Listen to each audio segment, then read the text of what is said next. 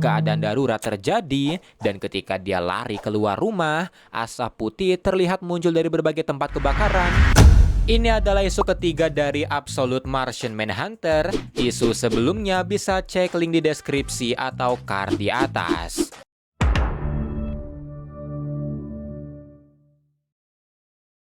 Di sisi lain kota Middleton, seorang gelandangan yang dikenal sebagai Big Al terlihat sedang tidur di bawah jembatan tanpa sadar kalau di belakangnya ada seorang wanita yang mematik api untuk menyalakan rokoknya sebelum melempar koreknya yang membakar Big Al.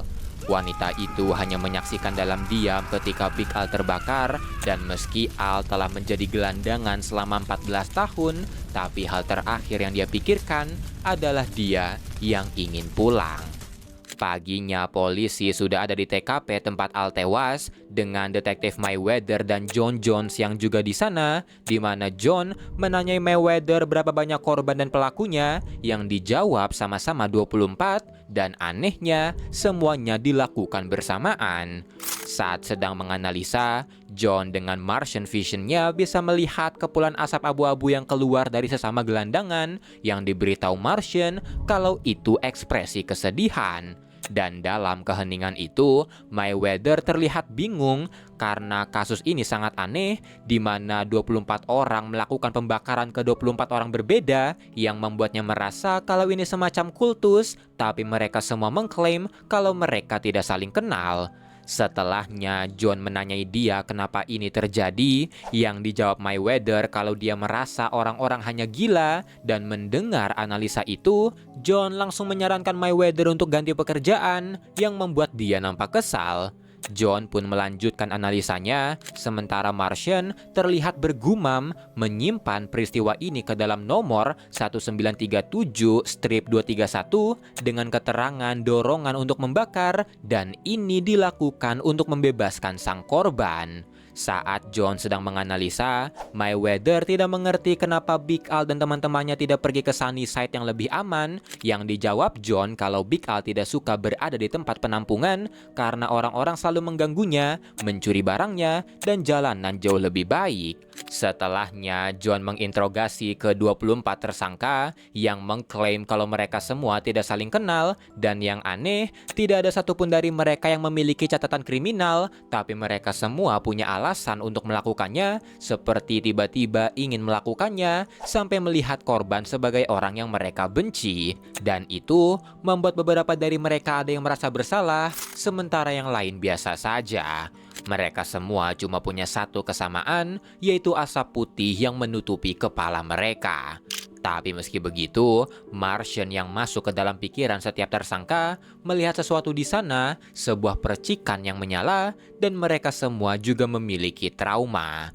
Setelahnya, John pun pulang, dan di perjalanan, Martian terlihat kagum akan pawai yang dilakukan manusia, sementara John masih merasa kalau Martian ini jauh dari kata bisa bahasa manusia, yang membuatnya susah menjelaskan sesuatu padanya, sampai di titik dia diperlihatkan peperangan antar alien di halaman rumahnya. John mengerti maksudnya di mana White Martian ingin menghancurkan segalanya, tapi yang dia tidak mengerti adalah kenapa White Martian ingin menghancurkan segalanya, yang dijawab sang Martian kalau White Martian telah memutuskan, tapi dia tidak bisa menjelaskan karena itu adalah hal yang sangat sulit, seperti menjelaskan sistem peradilan ke sebuah biji.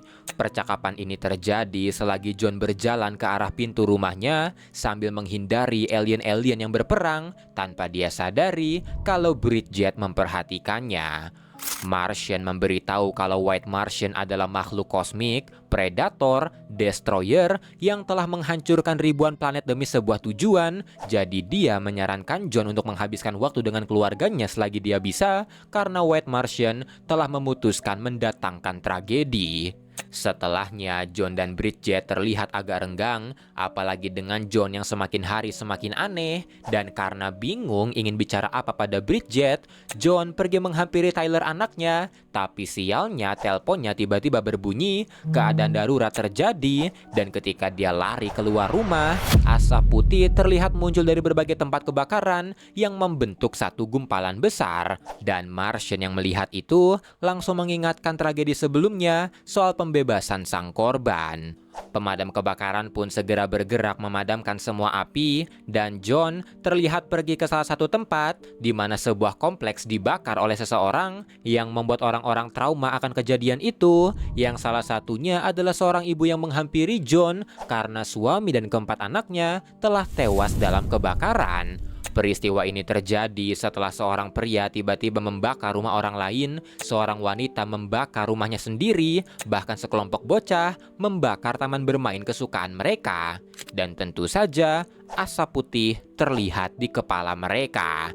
John pun berjalan sambil memikirkan bagaimana caranya menghentikan ini semua, karena semua ini terjadi secara acak. Orang-orang melakukan pembakaran secara acak, tapi Martian menyangkal itu tidak ada sesuatu yang acak di dunia ini dan yang ada hanyalah salah paham. Martian pun menyuruh John untuk membuka mata, membuka Martian Vision-nya untuk melihat hal-hal tersirat di dunia, dan ketika membuka itu, John melihat rumahnya. Dia melihat rumah dari setiap orang di dunia, dan ini membuatnya sadar kalau rumah-rumah inilah yang ingin dihancurkan oleh White Martian, tapi bukan rumah secara literal, melainkan konsep dari rumah, yaitu tempat di mana kita merasa aman.